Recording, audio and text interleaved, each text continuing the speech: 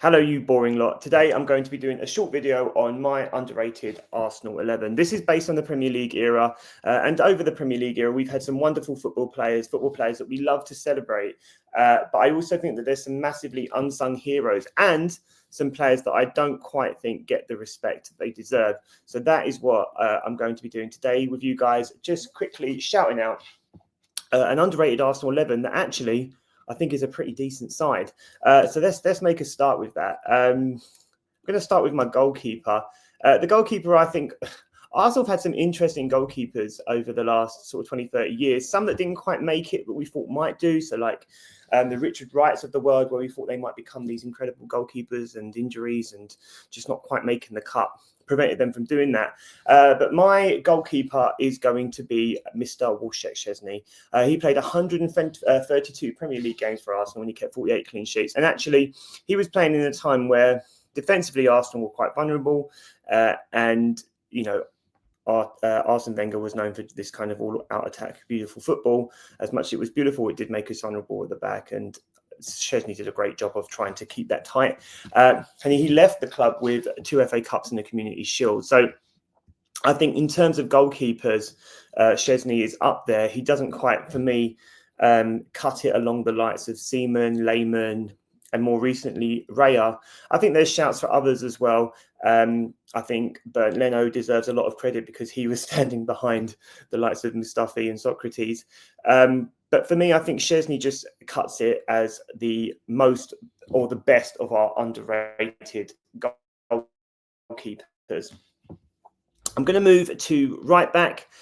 This guy, he's probably not on the radar for a lot of people, but this is my right back. I'm going to go for Ole Lužný. He played 75 games for Arsenal, and actually he won one Premier League, 2 FA Cups, and a Community Shield. He was part of the 2001-2002 double squad, and he's never going to get the same flowers as the likes of someone like a Lauren or a Lee Dixon. He just wasn't quite there, but he was an excellent squad player. And in the 1-0 win over Southampton to make sure we won the FA Cup, although Arsenal were not particularly good that day and they got the job done, Lužný was probably one of the standout players there. So my right back is going to be Lužný. Then I'm going to talk about the central defence.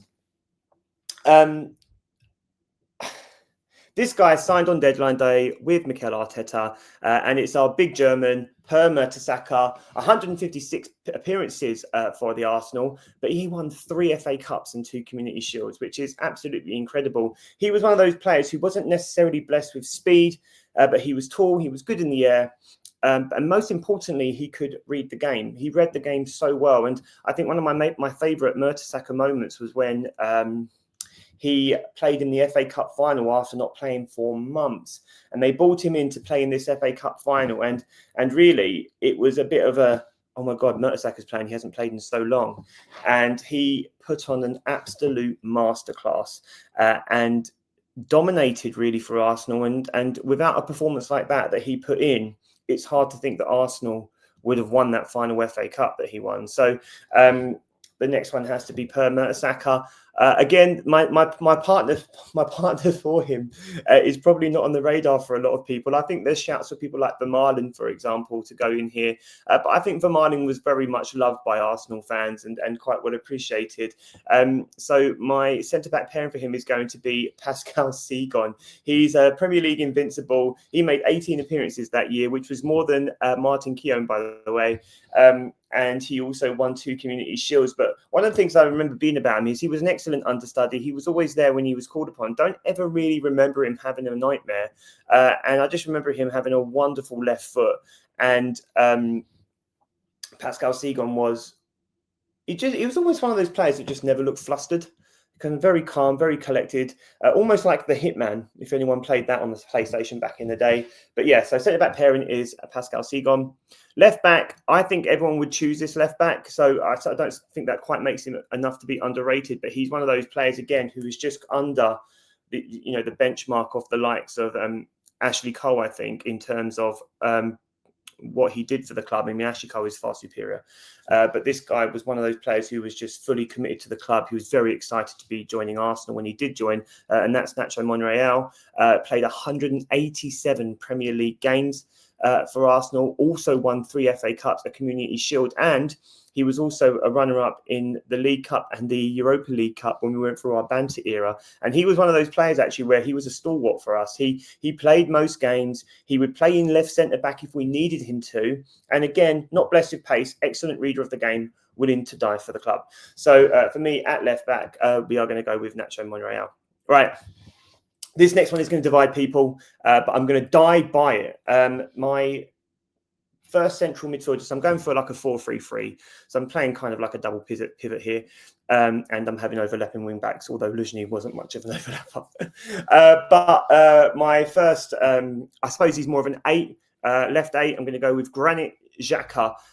This guy, I really do believe he has been massively underappreciated by Arsenal fans. 225 appearances in the Premier League, 2 FA Cups, and he was also a Community Shield, and he was also a Europa League finalist, where we absolutely got done over by poor tactics from Emery in a final against Chelsea. But for me, he's the type of player that we don't actually have in the squad right now. He's a leader, and we have leaders in the squad, but he's also one of those leaders who's aggressively assertive. And I think Arsenal aren't quite. I think sometimes the criticism of Arsenal could be they don't necessarily go for the jugular. And I thought that he was one of those players who could rally, didn't mind about offending. I can always remember that draw against when we beat Tottenham, and I think a fan had just kicked Ramsdale, and Arteta's walking off with Ramsdale going, "Don't worry, we've done it, boy, well done." And then Granit Xhaka walks past, and you can just see the moment in Arteta's face where he's like, it's about to go down. And then he chases him down. And I just think that sometimes football does need those characters, and Xhaka is one of them. And you could also argue that since Xhaka has left, Martinelli has never been the same. You know, Martinelli was being unlocked by Xhaka in that left 8, and Declan Rice has not done that for him. And I'm not saying that's Declan Rice's responsibility, but it's the link-up play, right? And Xhaka was excellent at bringing the best out of Martinelli, and he hasn't been the same since he left. So my first midfielder is Granit Xhaka. My second one, this guy will be playing more of a 6 for me, and that's Matteo Flamini. 168 appearances in the league, 3 FA Cups, that's over 2 runs for us, a Community Shield, and he's a Champions League runner-up as well. Flamini, it's hard to follow the likes of Vieira, Gilberto, Emmanuel Petit, and Flamini coming in same size as sort of Fabregas. So both, we had quite small midfielders at the time. And this is when Arsenal were accused of being quite easy to push over, showing their underbellies and all that kind of stuff.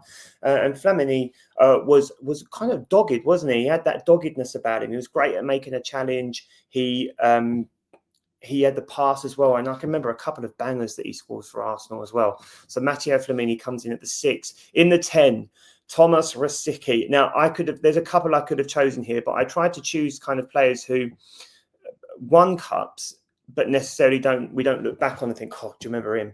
And, you know, so Haleb was on my mind as well for this position, but he didn't win anything with Arsenal. So Rosicky is my number 10, 170 appearances in the league for Arsenal, 1 FA Cup and 1 Community Shield. He was one of those players who just was always injured. But when he was on the pitch, I can remember him linking up with Cazorla and thinking, this is incredible. Like this one-touch football is unstoppable. So my 10 is Thomas Rosicky.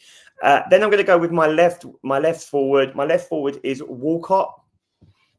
Arsenal have had some incredible players that cut in from the left over the years. You're talking of Robert Pires. You're talking of Thierry Henry, Aubameyang, all these players who come, I think even Ljungberg played there for a time, like all these players who were able to come in on the left and just be really destructive and do so much for the club. Walcott had 270 Premier League appearances for Arsenal. He had 100 goals for the club. He had 2 FA Cups and he had 2 Community Shields. He was another one that was blighted by injury. But when he moved, he was incredible. He was so fast. I can remember those breakaway goals against Liverpool, I think. I think Walcott's biggest criticism was that if you gave him thinking time, that was the end of it, really. So when Walcott had to be impulsive, a bit like, I suppose you could make the same sort of argument for Havertz. When Havertz has got too much time to think about it, he messes it up. But when Walcott just had to do one job, he was so good good at it. And one of my favourite moments for Walcott was, unfortunately, when he was injured, he was being carried off at White Hart Lane, and he held up the, I think it was White Hart Lane, and he held up the 2-0 score for the Tottenham fans to look at as they carried him off the pitch.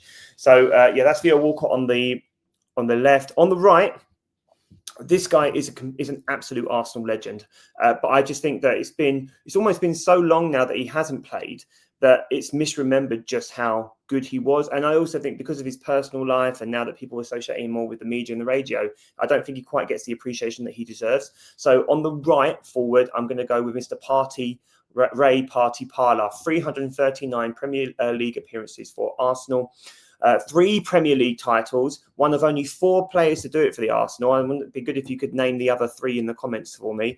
4 FA Cups, 1 League Cup, 3 Community Shields, and a UEFA Cup Winners' Cup. So this guy had an incredible career at Arsenal. He's also an invincible, but he's also got the other 2 Premier League titles as well, which means he's won 2 doubles with Arsenal. You know, this guy, you know, if his name was, I don't know, Parler or something like that, I think we would remember him better, you know. But because he's Ray Parlour from down the road, I don't think he quite gets the credit that he deserves. And he was a lad, wasn't he? He was a boy. He probably could have played longer if he looked after himself better. But for me, Ray Parlour, what a player, and massively underrated. I think people really do forget how good he was because we had the likes of the Overmarses, of the Perez's come in, who just, you know, completely changed the dynamic of a forward. But this guy was still there after they had gone, you know, or at least after Overmars had gone. And then up front, another Arsenal legend, and again, another player who I just think goes under the radar, Sylvain Wiltord. What a player. Scored important goals, 106 Premier League appearances, 2 Premier Leagues, an FA Cup and a Community Shield. I will never forget that goal he scored against Man United at Old Trafford. The theatre of dreams becomes the theatre of nightmares, and Arsenal win 1-0 to win the Premier League title, making it Anfield, making it Old Trafford, making it White Hart Lane. So yeah, Sylvain Wiltord is so important, and you know, one of those players it's a shame because he is a legend, but he's probably more remembered as an icon. And I would argue that perhaps a lot of these guys don't quite get legendary status, with the exception of Ray Parlour, and the rest of these guys will go down as icons or folk heroes. And I think that's a little bit of a shame because I think Wiltord deserves better.